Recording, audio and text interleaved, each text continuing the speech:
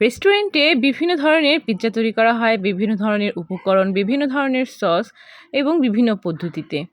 কিন্তু বাসায় আমরা খুব নরমালভাবে পিৎজা তৈরি করে থাকি। বেশি কিছু উপকরণ ব্যবহার করি না, আবার বেশি সসও ব্যবহার করি না। Just tomato sauce. কিন্তু তারপরেও খেতে অসাধারণ লাগে। হয়তোবা আমাদের কাছে এটাই ভালো লাগে, তাই আমাদের কাছে এটাই সেরা। যার যার পছন্দ অপছন্দ কিন্তু আলাদা আলাদা হয়। আমাদের কাছে এটা ভালো লাগলেও তোমাদের কাছে নাও লাগতে পারে। এই পিৎজাটা তৈরি করতে আমি কিন্তু খুবই অল্প উপকরণ ব্যবহার করেছি। আর সস বলতে শুধুই টমেটো সস। প্রথমেই ইস্ট এবং সামান্য পরিমাণ চিনি দিয়ে ইস্টটা ভিজিয়ে রাখবো এবং সেইটা দিয়ে একটি ময়দার নরম ডো তৈরি করে নেব। ডোটা কিন্তু একদম সফট হবে। এরপর আদা, রসুন, মরিচের গুঁড়ো, হলুদের গুঁড়ো, সামান্য পরিমাণ লবণ দিয়ে ছোট ছোট টুকরো করে মাংসগুলো ভেজে নেব। যেহেতু এই পিৎজাটা আমি মাংস দিয়েই তৈরি করেছি, তাই ছোট ছোট টুকরো করে মাংসগুলোকে ভেজে নেব। পিৎজা মানেই চিজ। চিজ ছাড়া পিৎজা ভাবাই যায় না। যত পরিমাণ চিজ, পিৎজার স্বাদ কিন্তু তত বেশি হবে।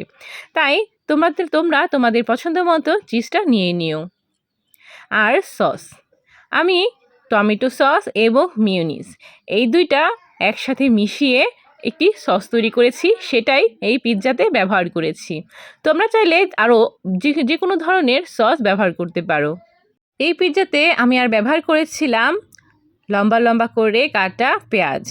কাঁচা পেঁয়াজ দিলে কিন্তু পিৎজার স্বাদটা বেশ ভালো লাগে। চলো তাহলে এবার তৈরি করা যাক পিৎজা। প্রথমেই ময়দার ডোটা দিয়ে সুন্দর একটি ডো তৈরি করে নিয়েছিলাম, সেটা দিয়েই রুটির আকার দিয়ে নেব। পাতলা মোটা তোমরা তোমাদের পছন্দ মতো দিও। তারপর একটা কাঁটা চামচ দিয়ে জায়গায় জায়গায় একটু ছিদ্রি করে নেব, কারণ তাহলে রুটিটা অনেক ফুলে যাবে, যেটা দেখতে ভালো লাগবে না। এরপর প্রথমেই উপরে যে সসটা তৈরি করেছিলাম সেই সসটা দিয়ে দিব। সসটা কিন্তু একটু বেশি দিতে হবে। আমরা যেহেতু অন্য কোনো সস ব্যবহার করিনি, তাই এই সসটা একটু বেশি পরিমাণে দেব, তাহলে খেতে কিন্তু বেশ ভালো লাগবে। এরপর ভেজে রাখা মাংসের টুকরোগুলো পছন্দ মতো ছড়িয়ে দেব। সেটাও তোমরা তোমাদের পছন্দ মতো কম বেশি দিতে পারো। এরপর কেটে রাখা পেঁয়াজগুলো ছড়িয়ে দেব। তারপরে সর্বশেষ দিয়ে দিব হচ্ছে চিজ, যেটাও তোমরা তোমাদের পছন্দ মতোই দিও, কারণ পিৎজাতে যত বেশি পরিমাণ চিজ হবে পিৎজা খেতে কিন্তু তত বেশি স্বাদ হবে। বাসায় সবসময় সব উপকরণ থাকে না, তাই হাতের কাছে যা যা উপকরণ ছিল তাই দিয়ে আমি এই পিৎজাটা তৈরি করেছি।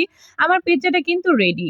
এখন আগুনে সময় মতো তাপ দিয়ে নিলে হয়ে যাবে পিৎজাটা। সবার পছন্দ এবং রান্নার ধরন কিন্তু একরকম হয় না। আমি আমারটা শেয়ার করেছি তোমাদের সাথে, তোমাদের ভালো লাগতে পারে আবার খারাপও লাগতে পারে।